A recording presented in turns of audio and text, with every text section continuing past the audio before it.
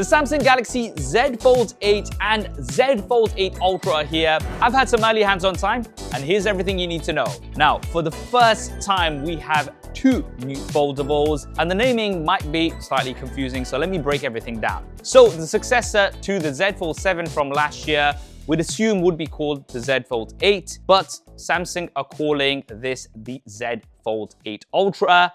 And then we have a new form factor from Samsung, which is a passport-style foldable, and that is the Z Fold 8. This is a lot shorter and a lot wider to the form factor that we are used to seeing from Samsung for the Z Fold series. So starting with the Z Fold 8 Ultra, this looks and feels very familiar to the Z Fold 7 from last year. Now, I wasn't expecting a huge update in terms of the design because the Fold 7 was quite a significant bump up, and I assume they're going to be keeping something similar for a few years. And it looks and feels very good. Of course, it's slightly thinner when it's unfolded, around 4.1 millimeters compared to the Z Fold 7, making it the thinnest fold ever from Samsung. I don't think they can get it any thinner because of the USB Type-C port. And it weighs exactly the same as the Z Fold 7, so 215 grams, so very compact overall. Now, one thing that I did notice was that the Z Fold 8 Ultra's camera module is slightly thicker compared to the Z Fold 7 from last year.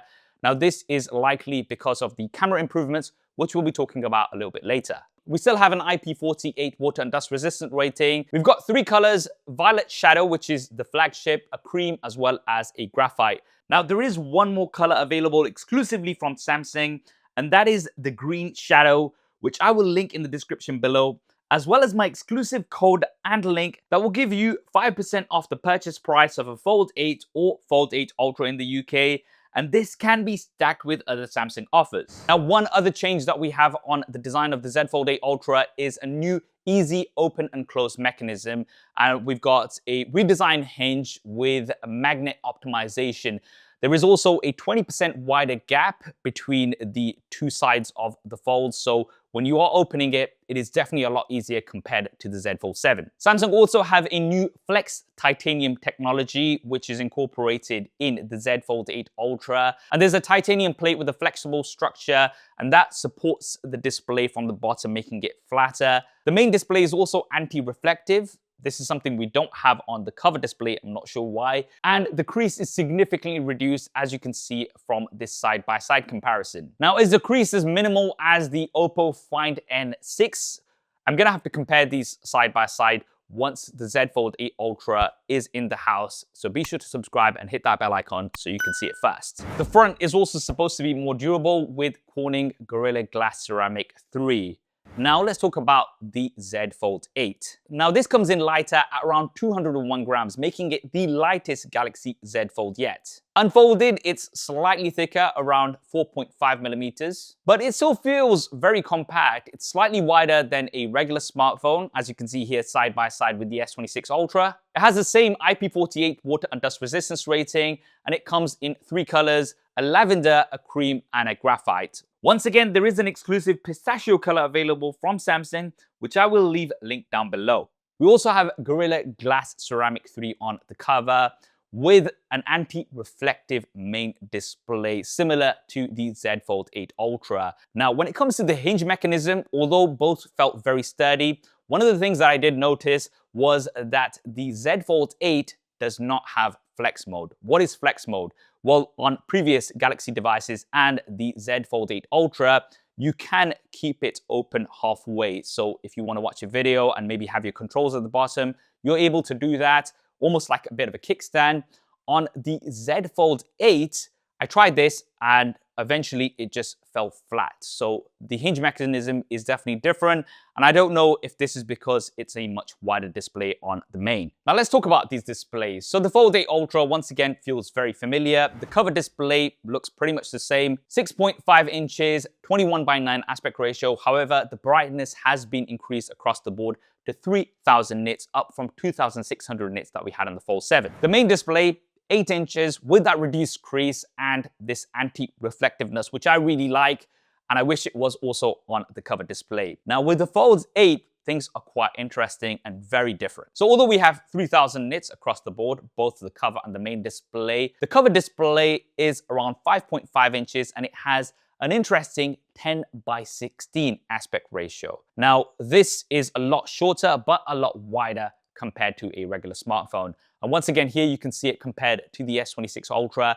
And if you are on TikTok, for example, one advantage, I guess, is that a lot of the distractions will be moved towards the sides rather than in the middle. Now, when you open this, you have a large 7.6-inch wide display. Now, although it might seem quite similar in size to the Fold 8, it's a completely different aspect ratio. So it is very different in terms of the surface area, but we have a 4:3 aspect ratio. It's kind of funny how we used to be on 4:3, then we went to 16:9, then we went to 18:9 and wider, and now things going back to 4:3. Now, one of the big advantages of this is when you have it in landscape, then you have way smaller black bars at the top and bottom, something a few people were complaining about on the Fold 7. So you can see this side by side. You are going to get arguably a better viewing experience for standard 16:9 videos on the Fold 8 compared to the Fold 8 Ultra. But I think for me, one of the main things with the Z Fold 8 is when you have it in portrait mode, it's 3:4, and it's very similar to what you'd get on a regular tablet. So when you're web browsing, when you're reading ebooks or something like that, the form factor of the Z Fold 8 is going to be really, really good. Now, once again, that main display is anti-reflective, but the covered display is not on the Z Fold 8 like we have on the Z Fold 8 Ultra. Of course, both are going to be great for multitasking. And I guess the form factor is really going to go down to what you prefer. So if you want something that's a bit more narrow, but gives you more surface area and a bigger overall display when you are open, then you might want to go for the Z Fold 8 Ultra. But if you're somebody who consumes a lot of media and watches a lot of videos, browses a lot of web, then the Z Fold 8 might be the one for you. Now, moving on to the cameras, this is where I guess the Z Fold 8 Ultra gets its Ultra name. And that's because we have better cameras overall on the Z Fold 8 Ultra. We've got a triple rear-facing camera setup. We've got a 200 megapixel main camera, which is similar in hardware to the Z Fold 7, but it does have improved HDR. We have a 10 megapixel telephoto camera, which once again is relatively the same as the Z Fold 7, which is going to give you around 3 times optical zoom, around 30 times digital zoom. But then we have a new 50 megapixel ultra wide camera. This is up from the 12 megapixel camera that we had on the Z Fold 7, and it's going to give you around 4 times more detail. So it's a big improvement compared to the Z Fold 7. And having that high resolution means you can now shoot at 8K from both the primary as well as the ultra-wide camera, which you couldn't do on the Z Fold 7. We've got lots of pro video modes, so you can record in log. We've got the CineLux previews that we also have on the Z Fold 7, but we now have the new APV video codec on the Z Fold 8 Ultra. The Z Fold 8 just has 2 rear-facing cameras. It's a dual 50 megapixel camera setup with a 50 megapixel main as well as a 50 megapixel ultra-wide camera. Now, the ultra-wide camera can double up as a macro camera like it can do on the Z Fold 8 Ultra, but you don't get a dedicated telephoto camera and you don't get the 200 megapixel main camera. So although the cameras seem to be pretty good, they're not going to be as good as the Z Fold 8 Ultra. Now, Samsung has introduced a few new features on these devices. We've got dual recording, so you can record from the selfie camera and one of the rear-facing cameras at the same time. You can also save these as 2 separate 1080p files. And one of the new AI features that we've got is My Fan Cam. Now, this can create social-ready content without having to manually crop. So if you've got a landscape video of maybe a football game or something and you want to focus in on one player, then you can tap that and it's going to track that player and just get a vertical crop of that, which you can share on social media. Seems to work pretty well for my brief testing. Not sure how much I'm going to use it on the day-to-day. When it comes to the selfie cameras, both have 2 selfie cameras and they're all the same 10 megapixels on the cover display and 10 megapixels on the main display. Although on both devices, you can use the cover screen as a preview, so you can use the rear-facing cameras as front-facing cameras for much better quality. Now, moving on to the performance, these both are powered by the Qualcomm Snapdragon 8 Elite Gen 5 for Galaxy. So that is the latest chipset, although we are likely to get the 8 Elite Gen 6 in a few months, so that's just something to keep in mind. But as always, because of the release date of the Fold series, we will get what we had on the S series. So performance, I expect both of them to be absolutely great. And you also have 12 gigabytes of RAM as a base on both devices. That's if you get either the 256 or the 512 gigabyte versions.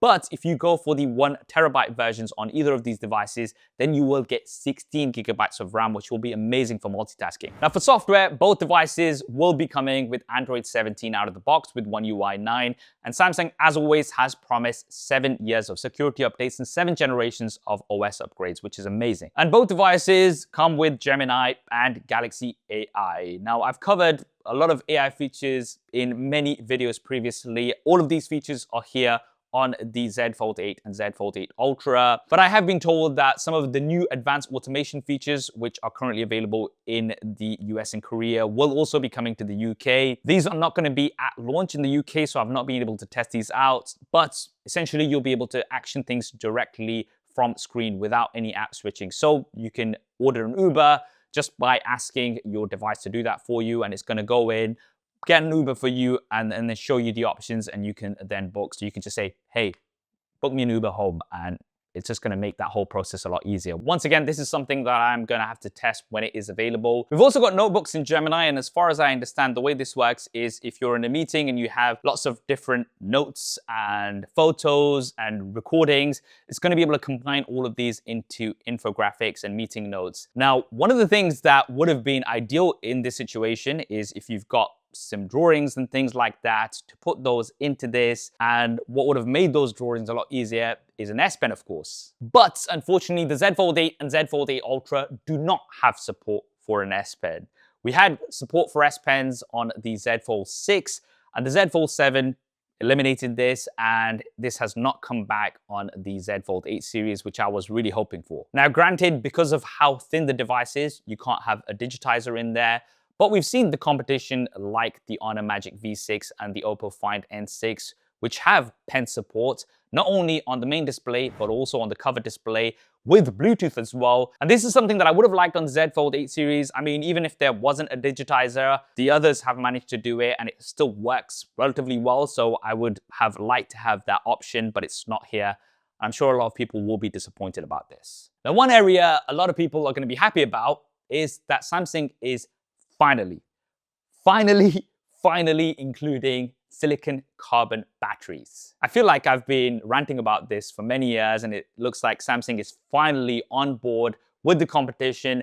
And these will be the first Samsung devices with silicon carbon technology. And that means we've got much larger batteries. So the Z Fold 8 Ultra now comes with a 5,000 milliamp hour battery. This is up from around 4,400, which we've had since the very first Fold. And that is in relatively the same form factor with the same weight. And that's the magic of silicon carbon technology. The Z Fold 8 has around a 4,800 milliamp hour battery. Now, granted, neither of these are as high as some of the competition, but nevertheless, it's a step in the right direction. And in terms of battery life, I expect both devices to have good battery life. The Z Fold 8 Ultra, slightly better battery life. Samsung have said around 27 hours of video playback on the main screen. On the Z Fold 8, we're looking at around 26 hours of video playback. We've also got faster charging on both devices compared to last year. So we've got 45 watts of wide charging, which is going to give you around the 65% mark in 30 minutes, and 20 watts of wireless charging too. And the battery improvements themselves might be my favorite thing that we've finally got on the Fold series. And finally, let's talk about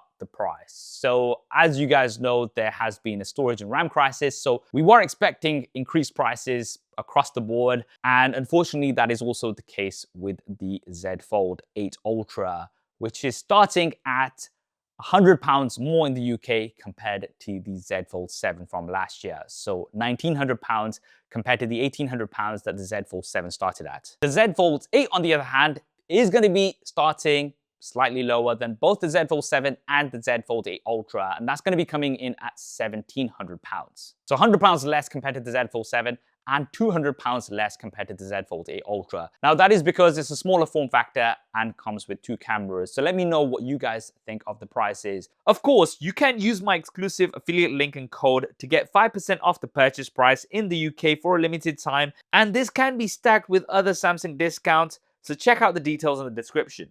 Both devices can be pre-ordered today and will be shipping in a couple of weeks. And that is the Samsung Galaxy Z Fold 8 and Z Fold 8 Ultra. Yes, the Z Fold 8 Ultra is familiar, but it's improving on a smartphone that was one of my favorites from last year. And we do have some good upgrades with the main display, the reduced crease, the improved cameras, as well as, most of all, the improved battery. And the Z Fold 8, a new form factor in the Z Fold series, a form factor which we have seen on others before, but this is the first time Samsung is doing it. And it's rumored to be a similar form factor to the iPhone Ultra that may be coming later in the year. I'm of course going to be testing both of these out and posting my full reviews. If you want to see those first, as always, be sure to subscribe and hit that bell icon. If you're maybe thinking of getting the Z Fold 7 from last year, still an excellent smartphone, I can definitely recommend it. Maybe you're gonna get a good deal on it. I have covered that in detail in my review here.